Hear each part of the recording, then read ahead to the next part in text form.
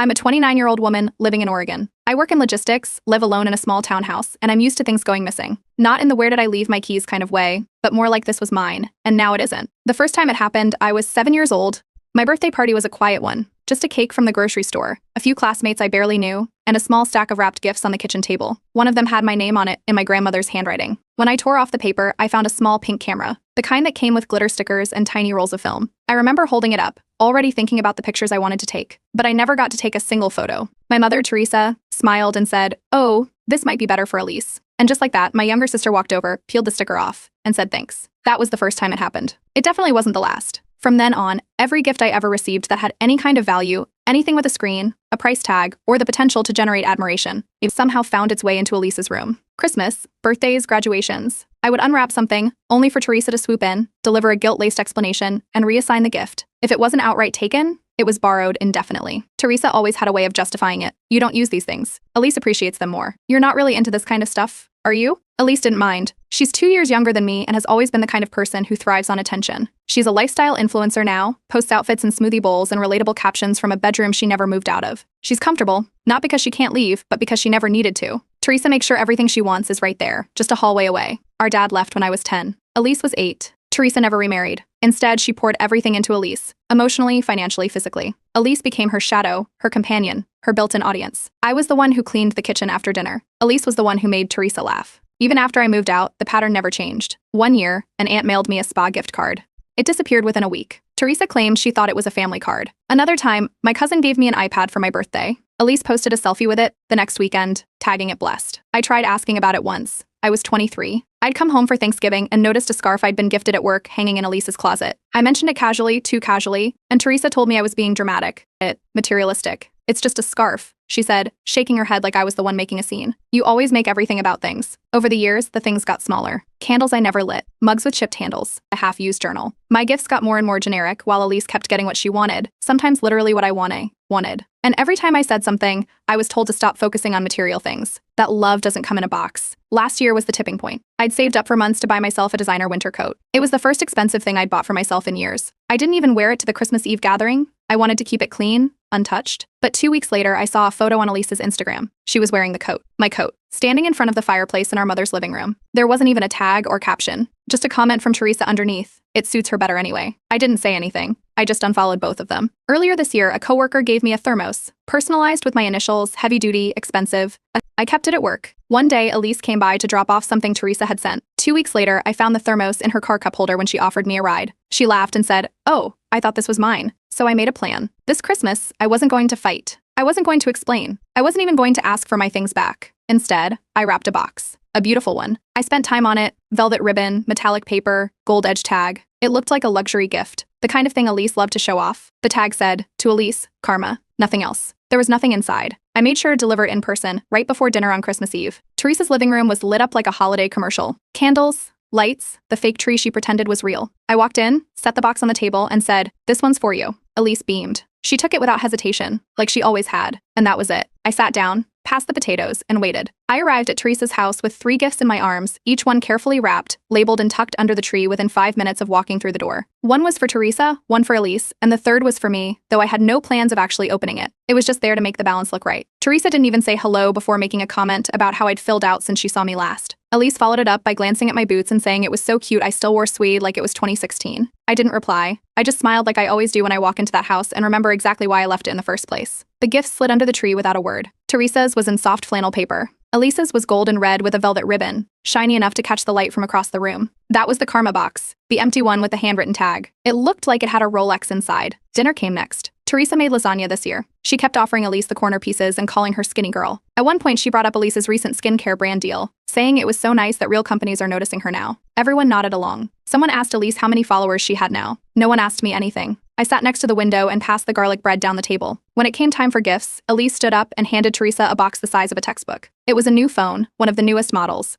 Teresa clapped her hands together like a child and gave Elise a full-body hug, the kind that rocked back and forth. Then Elise looked around, half laughing, and said she hoped her little gift didn't make the rest of us feel bad. I handed Teresa mine, a handmade blanket I'd been working on in the evenings for the last month. She held it up, looked at the stitching for maybe 2 seconds, then folded it and placed it on the floor next to her. She didn't say much. When it was my turn to open something, Teresa handed me a gift bag. Inside was a bath bomb set from a drugstore. I checked the bottom, 3 years expired. There was still a clearance sticker stuck to the back. Then Elise reached for her box, the one I had placed just so under the tree. Everyone leaned forward. The wrapping looked expensive, and no one even pretended not to be curious. She peeled the ribbon, took off the lid, and stared. There was nothing inside but a note. She picked it up and read it. The handwriting was neat, block letters. The message said, "You take everything else anyway." The room froze. Teresa's fork slipped off her plate and hit the tile with a clink. Elise blinked, smiled for a second, then gave this weird half laugh, like she was trying to play it off but didn't quite know how. No one else made a sound. Teresa finally spoke up. She wanted to know if this was supposed to be a joke. Elise tossed the box back onto the table and said I couldn't seriously be upset over a gift, that I'd always been dramatic. I didn't raise my voice. I just said I wanted to give something that matched the effort Elise usually puts in for other people. Then I folded my napkin and stood up. Teresa told me I'd ruined the holiday. Elise went upstairs and slammed a door hard enough to shake a painting off the wall. One of my uncles mumbled something, but no one else moved. I stayed long enough to help clear 2 plates. Then I got my coat, walked to my car, and sat in the driveway for a few minutes. The lights in the window kept blinking like nothing had happened. That night, I got a text from my cousin Ava. It just said, "You finally said it without saying it.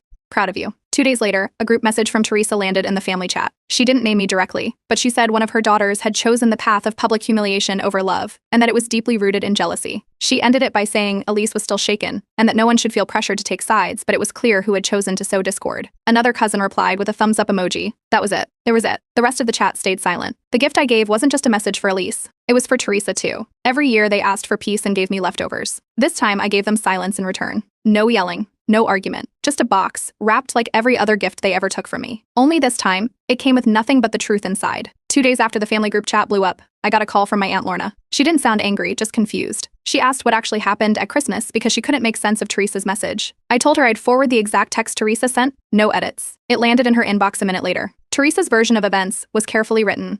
She described it as an ambush, said I brought an empty box as a cruel prank, and called it a calculated act of humiliation against Elise, who had done nothing but shower the family with love. There was no mention of the coat. No mention of the iPad, the thermos, the gift cards, or the countless things that had gone missing over the years. She skipped all of that and painted me as someone who showed up just to cause drama. By the end of the day, a few cousins had liked Teresa's original group chat message. One of them replied saying people shouldn't get worked up over gifts and that Christmas is about family, not presents. Another cousin, Jared, messaged me privately to say he'd always thought something was weird. He remembered seeing his birthday card to me sitting open on Teresa's kitchen counter 3 years ago, with no money inside. He'd assumed I left it there. Now he wasn't so sure. The next morning, I went to pick up some groceries. On the way out of the parking lot, I ran into one of Teresa's friends, Lydia. She pulled me aside and lowered her voice. She told me Elise had been at brunch with some mutual acquaintances the day after Christmas. Apparently, Elise made a loud joke about jealous siblings who think gifts equal love. Then she toasted her mimosa and said some people just never grow up. That story made its way back to me within 48 hours. Later that week, I went to a family lunch at a local cafe. I almost skipped it, but decided to go since I hadn't seen some of the extended relatives in months. We were halfway through eating when one of the cousins leaned over and joked that at least no one's fighting over a coat this time. Then she looked straight at her food like she hadn't just dropped that line. No one laughed. Someone asked for more napkins, and the conversation jumped to something else. That night, I got a message on social media from a name I recognized, Savannah. She used to be close friends with Elise in college. They don't speak anymore. Her message was short. It said, "She's been doing that since college. You're not crazy." I replied with a thumbs up and nothing more. That was when I started putting a folder together on my laptop. I didn't label it anything dramatic. Just gifts. Elise. Inside, I dropped photos I'd taken over the years, screenshots of texts, and receipts. The scarf my company sent me that Elise wore the next week. The iPad box with my name still on the shipping label. The spa gift card Teresa claimed was for everyone but was used at a spa 2 towns over. The same one Elise tagged in a photo the day after my birthday. I added a timestamped screenshot of my boss's message from last spring. He saw Elise using the thermos at a gym across town and thought I'd lent it to her. I didn't blast it to the group or make a big deal. I just had it, just in case. 3 days after the brunch story made its rounds, I finally sent a message in the family group chat. It was short. I gave Elise an empty box to match the effort I've received for the past 20 years. Teresa replied 4 minutes later. Her message was twice as long as mine. She wrote, "This is exactly what jealousy does to a family. It breaks it from the inside." She added a broken heart emoji at the end.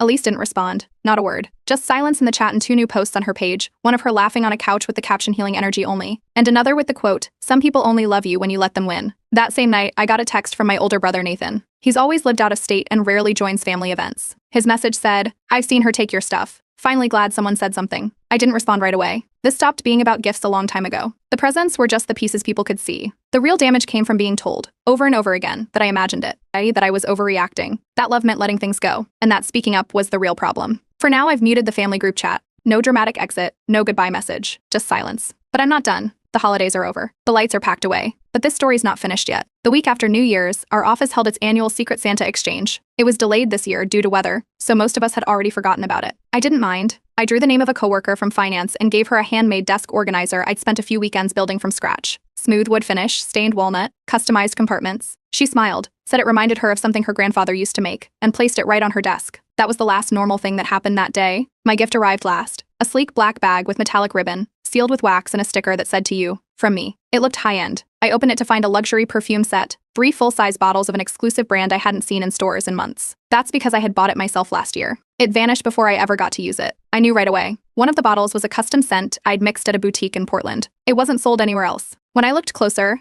I noticed a cream-colored tag tacked into the box's lid, the same tag I'd written last year, barely visible behind a fold in the lining. It was still there, like Elise had never even opened the box properly. I had written it a year ago. "Treat yourself, future you deserves it." The tag was slightly torn on the edge where I'd taped it down the first time. I took out my phone and took photos of everything: box, tag, lining, bottles. Then I added the photos to the folder on my laptop, the one labeled gifts. Elise. I didn't say anything at the office. I just thanked the organizer and moved on. Later that day, during a break, one of my coworkers leaned over and asked if I liked the perfume. She said Elise had casually handed it to her a few weeks ago, calling it leftover product from some giveaway bundle she didn't remember ordering. But it wasn't really her scent. No big deal. Just a hand-me-down giveaway. That night, I pulled up Elise's social media archives. I scrolled through the videos from months ago, low-quality boomerangs of coffee, candles, beige outfits. In one clip, sitting behind a mug of matcha on her kitchen counter, was the exact black box with my custom label barely visible. She never posted about the product directly, probably because it wasn't part of an actual sponsorship. I screenshotted the clip and saved it. The last piece of confirmation was the scent itself. I still had the boutique's email with the invoice from when I ordered it. The receipt had the name of the scent written out in the custom request field. I forwarded the photo evidence, receipt, and screenshots to Nathan. His reply came back within a minute: "She's going to combust when this finally catches up." The next day,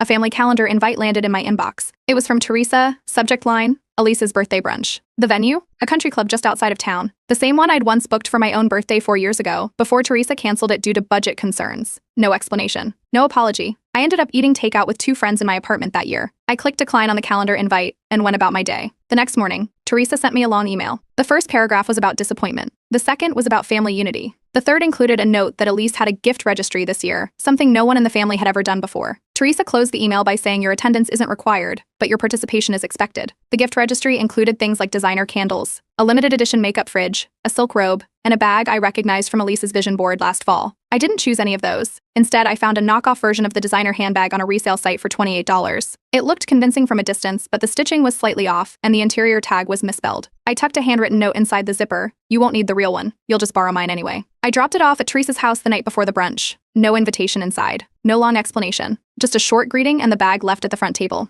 Teresa tried to pull me into a conversation, said Elise was really trying and that maybe this year could be different. I told her I had other plans and left. By evening, Elise posted a story. She was holding the bag up to the camera, fake smiling, and the caption read, "It's the thought that counts, even if the thought is petty." The comments were mostly emojis, a few friends laughing, one saying iconic. No one knew the full story, but it didn't matter. This wasn't about being petty. This was about accuracy. Elise gave away a perfume that wasn't hers. Teresa planned a brunch for her at a place I was once told was too expensive, and I gave them something that finally matched the years of swapped names on tags and swapped roles in our family. It looked real, but it wasn't. Just like everything else they ever handed me. Teresa asked if I could come over on Saturday to help clean out the garage. She framed it as bonding time and promised lunch afterward. I agreed, but only for 2 hours, no extensions, no last-minute add-ons. I showed up with gloves, a dust mask, and a timer running on my phone. The garage looked like it hadn't been touched in a decade. Stacks of storage bins, boxes from stores that don't exist anymore, and random furniture parts were shoved against the walls. Teresa handed me a marker and a roll of trash bags. We started with the boxes labeled holiday storage and gift overflow. One of the first bins we opened had wrapping paper stuck to the inside. Underneath were 3 unopened boxes, each with tags that had my name written on them. One was from my aunt, 2 years ago. Another had a Christmas card tucked underneath the ribbon from a former coworker, still sealed. Teresa looked down, made a face, and said she must have mixed them up during the holiday rush. Then she moved on to the next pile without giving me a chance to ask anything. I opened the box from the coworker. Inside was a set of fancy soaps I remembered hearing her talk about. I never received them. They just vanished. The second box held a knitted blanket with my initials embroidered in the corner. The third was heavier, a leather-bound journal, custom-made, the kind my best friend used to send me every year. 3 years ago, she mailed one and I never received it. Teresa had told me it must have been lost in the mail. The journal was here, still wrapped in tissue paper. While I held it, Teresa's phone buzzed on the nearby shelf. She glanced at the screen, and I saw Elise's name pop up. The message preview said, "Don't let her take anything I want." Teresa didn't say anything, just clicked her phone off and turned back toward the next bin. A few seconds later, under her breath, she muttered, "She gets so territorial." She didn't realize I'd heard her until she looked up and paused. She gave a tight smile and changed the subject to how heavy the next box looked. I didn't ask for clarification. We kept sorting, though the energy in the room shifted. For the first time in years, Teresa didn't seem eager to defend Elise. She didn't outright criticize her, but the tone was different, quieter, more tired. Still, every time I found something that was clearly mine, she acted like it was a casual oversight. At the bottom of another bin, I found a velvet box I recognized immediately. My late grandmother's earrings. Teresa had once said they were lost after a plumbing leak. Elise wore earrings that looked just like them at a family dinner last year, said they were vintage replicas. These weren't replicas. These were the originals. I didn't say a word. I slipped them into my coat pocket and moved on to the next bin. That night, I started a spreadsheet called Stolen, Misplaced, or Redirected. I listed each item with dates, senders, how it vanished, and where I found it. I added photos for reference. The journal. The soaps. The earrings. The old birthday scarf. The perfume. I sent a copy to a friend of mine who works as a therapist, not for advice, just to have another set of eyes on it. She looked it over and wrote back, "This isn't pettiness. It's a pattern of erasure." We kept digging through boxes. One of them held an old mirror I bought for my first apartment. I'd asked Teresa to hold on to it when I moved temporarily for work. A year later, she said it had cracked in storage. But the mirror in front of me was perfectly fine, not even a scratch. Still wrapped in the original moving blanket I'd packed it in. Elise pulled into the driveway halfway through the cleanout. She breezed into the garage in boots with no socks and a cashmere sweater, pretending to help. She immediately reached for the journal in my pile, the one from my best friend. She said she thought it was hers, that it looked like one she used in college. I didn't let go. I said it was addressed to me, it had my name on it, and this time I was keeping it. She rolled her eyes, called it just a notebook, and walked off to poke through another box marked kitchen. Teresa didn't say anything. That was the moment it clicked, how many things weren't just lost, but taken. Quietly, piece by piece, over years. And every time I asked, I was told I was making a big deal out of nothing. Not anymore. Megan, a neighbor I hadn't spoken to in years, reached out through a mutual connection and invited me to a small women's circle her block hosts every month. It wasn't something I normally attended, but she added a note at the end saying, "Bring something personal if you can. Doesn't have to be deep, just real." I didn't plan to go at first, but the day of the meeting, I walked into my office, looked at the open spreadsheet of stolen or redirected items, and packed a small box. Inside were printed copies of each photo I'd collected over the years, items I was supposed to receive but didn't. I labeled the box things I was supposed to receive. The items ranged from gift cards to jewelry to the custom perfume. I didn't expect anyone to understand the full weight of it, but I brought it anyway. The women's circle met in someone's living room. Pillows on the floor, soft music, warm lighting. About a dozen women sat in a loose circle with mugs of tea and notepads. Megan gave me a small nod and gestured for me to sit. When it was my turn, I opened the box and read a few entries off the list. Nothing dramatic, just facts. Who it was from, when it was meant for me, and when I found it in Elise's possession. By the third item, the room was completely quiet. A few women wiped their eyes. One woman reached for a pen and wrote something down in her journal. When I finished, one of the older women leaned forward and said, "You were never asking for too much. Just enough." After the meeting, Megan introduced me to her aunt, who had been sitting quietly near the back. Her name was Diane. As soon as Megan mentioned my last name, Diane blinked and asked, "You're Elise's sister?" I nodded. She let out a soft sigh and said, "That explains a lot." Turns out, Diane had coordinated an internship program Elise had done during college. She didn't give specifics, but she asked if I had ever worked on a design project Elise turned in her junior year. That night, I opened my old college email account. It took about an hour, but I found a folder labeled Final Project, Brand Identity Mockup. Inside were drafts, backup files, and a full presentation with my name as the primary author. I remembered now Elise had asked for help brainstorming a campaign idea and borrowed my laptop to tweak the formatting. The project she submitted had my layout, my fonts, my concept. I didn't message Elise. I found the old professor's department email through the university's faculty archive and forwarded the files with a short note. This project was submitted under someone else's name. These files show the original author. No action needed, just clarity. That same week, Teresa sent out another family update, this time sharing a photo of Elise's handwritten donation wish list. It had a heading about a kindness initiative and was filled with vague categories like self-care items, household organization, and seasonal refreshers. The listed examples included designer slippers, wireless earbuds, a blanket from a luxury home goods site, and limited edition candles from a subscription box. It was written in Elise's handwriting but was distributed through Teresa, who framed it as a sweet way Elise is giving back. 2 days later, my neighbor Jeff knocked on my door with a small box. He looked confused and held it out, saying, "This was dropped off at our place by mistake. It's for Elise, but it says your address on the return label." The front had Elise's influencer alias, but the shipping return address was mine. I checked my side patio after he left. 3 unopened packages sat near the wall, all addressed to Elise's brand identity, but with my apartment number. One was from a skincare line I hadn't even heard of. Another was a gourmet snack box. The third had clothing from a fitness apparel brand. I emailed the customer support contacts listed on each packing slip and explained the packages were delivered to my home without permission. And one of them replied that this wasn't the first time Elise's orders had involved a mismatch of addresses and names. They asked if I would return the package, and I agreed. The next day, Teresa left me a voicemail. Her voice was tight, controlled. She said I had gone too far and that Elise was very hurt and felt bullied. I didn't call back. I replied with a single text, "She's not being bullied. She's finally facing consequences. There's a difference." I followed up with my apartment manager and requested a written note in my file restricting any package deliveries using my address under non-resident names. She confirmed it would be added to their system. That night, I packed a box. This one was different. It wasn't empty, and it wasn't symbolic. It contained a stack of printed evidence, a timeline, photos, email confirmations, and a letter. I printed a label and stuck it on. It wasn't addressed to Elise, Teresa, or anyone in my family. It was going somewhere Elise never expected. I mailed the box on a Tuesday morning. Tracked, insured, signature required. It wasn't addressed to Elise. It wasn't addressed to Teresa. It went to one of Elise's recent brand sponsors, a mid-size wellness company that had partnered with her for a holiday giveaway. Inside, I included screenshots of shipping slips, photos of products delivered to my address, and email replies from brand reps confused about the mismatched delivery info. I added a note at the top: "This is not revenge. This is accountability. I am not involved in your sponsorships, but my name and address have been used without permission." The package arrived 2 days later. A week after that, Teresa left a voicemail that started with a sigh and ended with, "You've completely ruined Elise's relationship with that company." Elise had apparently received a cease and desist letter, been dropped from the campaign, and was, according to Teresa, blaming everyone but herself. The next day, Elise deleted all branded posts from that company from her social media profile and posted a vague quote about resilience through betrayal. That Friday, Teresa came to my workplace unannounced. She made it to the front lobby before the receptionist called me. I didn't go out to see her. Security asked her to leave after she insisted I was trying to sabotage her other daughter's life. She left behind a folded note that simply said,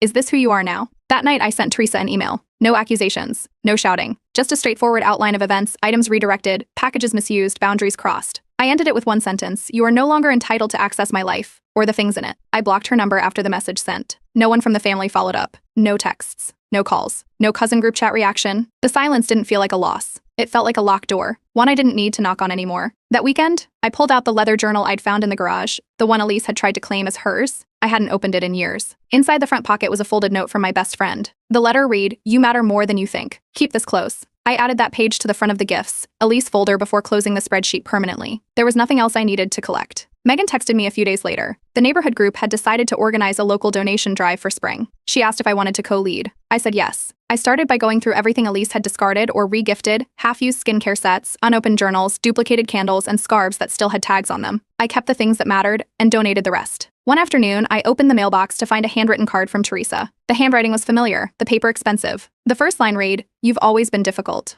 I stopped there. I dropped the card in the kitchen trash without reading the rest. A week later, Elise posted an announcement on her profile: "Family reconciliation dinner this Friday. Everyone welcome." My name was tagged. I hadn't been asked. I didn't respond. The event got canceled after only 3 people RSVP'd. The post was deleted by the next day. When my birthday came, I hosted my own gathering.